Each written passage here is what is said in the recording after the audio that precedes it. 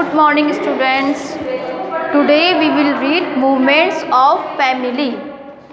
हमने पिछली क्लास में मूवमेंट्स ऑफ फैमिली के बारे में पढ़ा था। अब हम उसके आगे रीड करेंगे। आप लोगों को पता है फैमिलीज़ का मूवमेंट्स क्या होता है। फैमिली एक प्लेस से दूसरी प्लेस पे किसी रीज़न से जाती है तो वो होता है फैमिली का movement. Do you know sometimes families have to move out their native country for educational, occupational और वेरियस अदर रीजन्स। कभी कभी कुछ फैमिलीज़ होती है वो किसी कारण से एक जगह से दूसरी जगह पर जाती है। वो कारण एजुकेशनल का हो सकता है, ऑक्यूपेशनल भी हो सकता है या फिर कोई अदर कारण भी हो सकता है। No matter where they roam they always know that they have a home to go back to their family home. इससे कोई फ़र्क नहीं पड़ता है कि वो फैमिली कहीं भी जाए, उन्हें वापस अपने घर लौटकर आना होता है।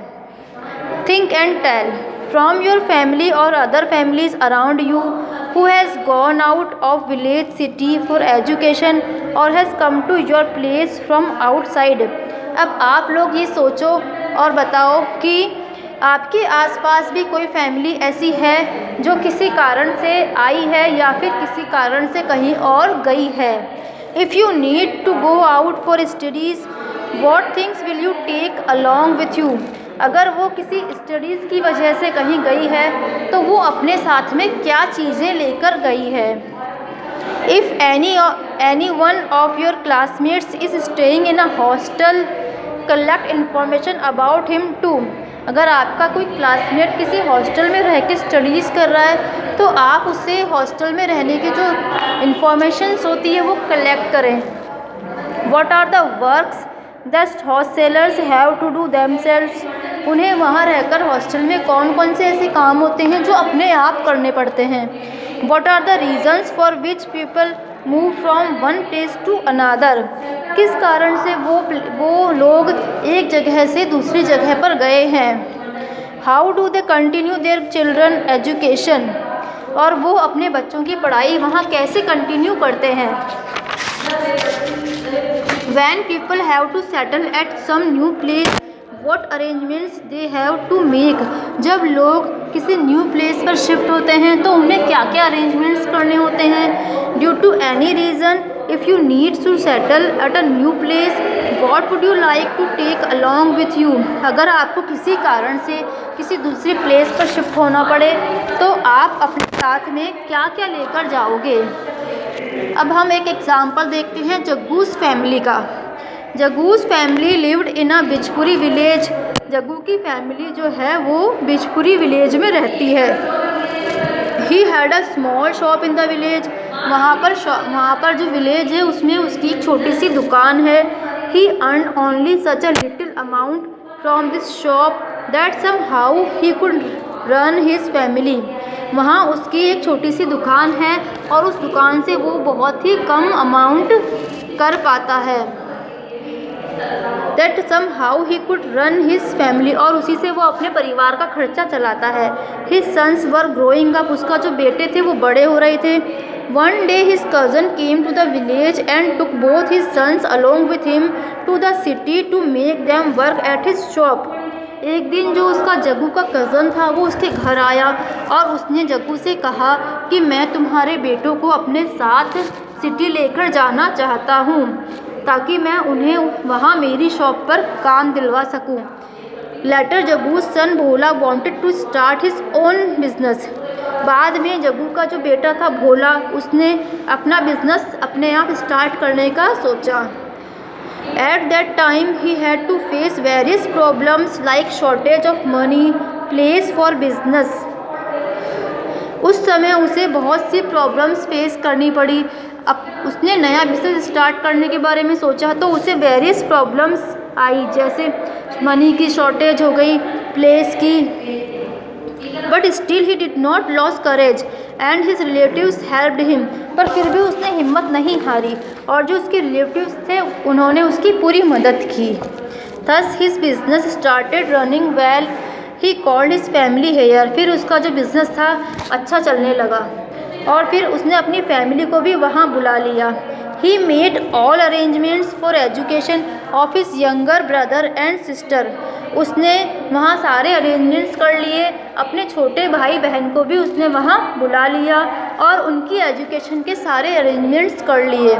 Now they are running their own business, अब वो अपना खुद का बिजनेस कर रहे थे। But still today they miss their family, पर फिर भी उन्हें अपने फैमिली की बहुत, अपने जो पैटर्नल विलेज की बहुत याद आती थी। On special occasions they visit their village, और जो स्पेशल ओकेजन्स अगर कुछ होता था, कुछ फेस्टिवल या कुछ भी, तो वो अपने विलेज आते थे। फाइंड आउट एंड टेल, अब आप लोग सोचिएगा। Some people live in the same village और city continuously for several years. Find out about the people who have been living for 10 और more than 10 years around your residence. कुछ लोग होते हैं जो लगातार कुछ सालों से एक ही सिटी में रहते हैं, और कुछ लोग होते हैं जो कुछ लोग ऐसे होते हैं जो थोड़े टाइम के लिए किसी और जगह जाते हैं। What is the difference in the homes of these families and the families who frequently change the place?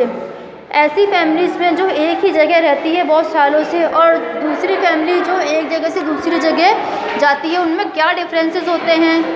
During rainy season which families leave their homes and go to their fields for farming. Rainy season में कौन सी families होती हैं जो अपने घर छोड़ देती है, और कौन सी फैमिलीज़ होती है जो अपने घर ही रहती है? What things goods items do they take along with them, वो अपने साथ में कौन सी चीज़ें लेके जाते हैं? During that time how do their children attend, इस टाइम में उनके जो चिल्ड्रन हैं वो स्कूल अटेंड कैसे करते हैं? Who brings their necessary things, और उनकी जो नेसेसरी, जो आवश्यकता की जो चीज़ें होती है वो कौन लेके आता है? ये सब चीज़ें आपको अपने आप सोचनी है। अब हम एक और स्टोरी पढ़ेंगे। Galiakot is a town in district Dungarpur. Galiakot एक छोटा सा कस्बा है डूंगरपुर डिस्ट्रिक्ट में। Where the world famous tomb of Maula Fakhruddin, वहाँ पर वर्ल्ड फेमस टॉम्ब है मौला फ़खरुद्दीन की, मतलब मकबरा है। शीतला माता टेम्पल है, जैन टेम्पल है जो कि अपनी कलाकृति के लिए बहुत ही प्रसिद्ध है। सोमनाथ मंदिर भी वहीं है। Due to construction of Kadana dam in the state of Gujarat, this area came within the range of inundated area.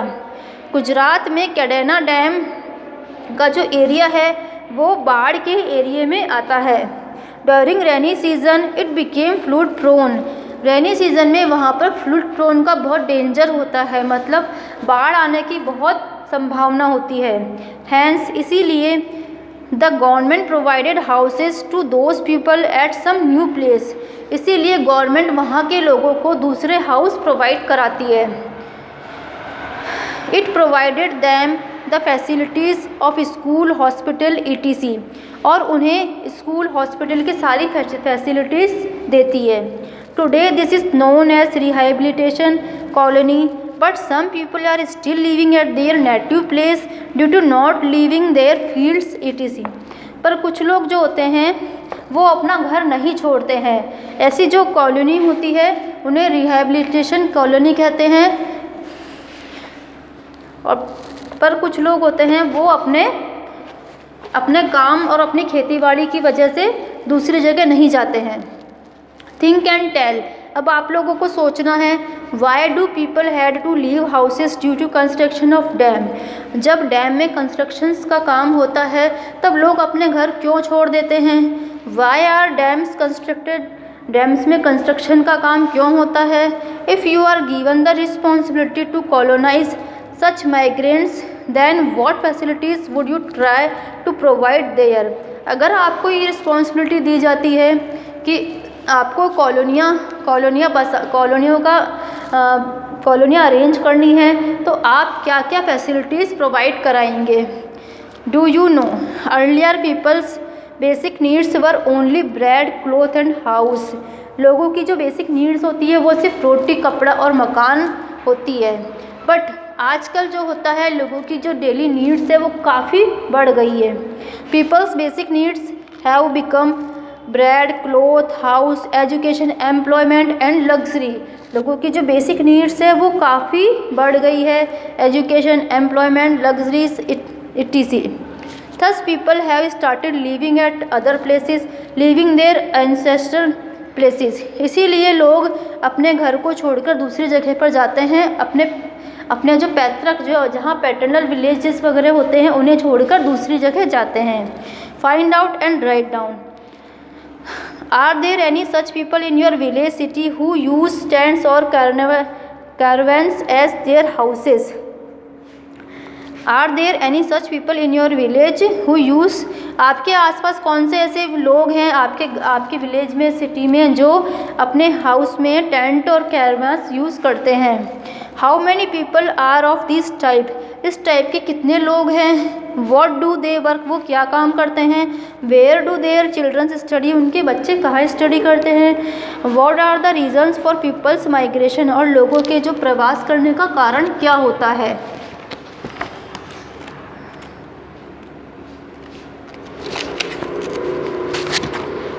आज हमने मूवमेंट्स ऑफ फैमिली के बारे में रीड किया है। फैमिली का जो मूवमेंट्स होता है, लोग बहुत से रीज़न्स होते हैं जिनकी वजह से अपनी फैमिली को दूसरी जगह शिफ्ट करते हैं, एजुकेशनल, ऑक्यूपेशनल या फिर मैनी मोर। अब आप सब इस लेसन को अच्छे से रीड करेंगे, नेक्स्ट क्लास में हम इसके क्वेश्चन आंसर करेंगे। Thank you.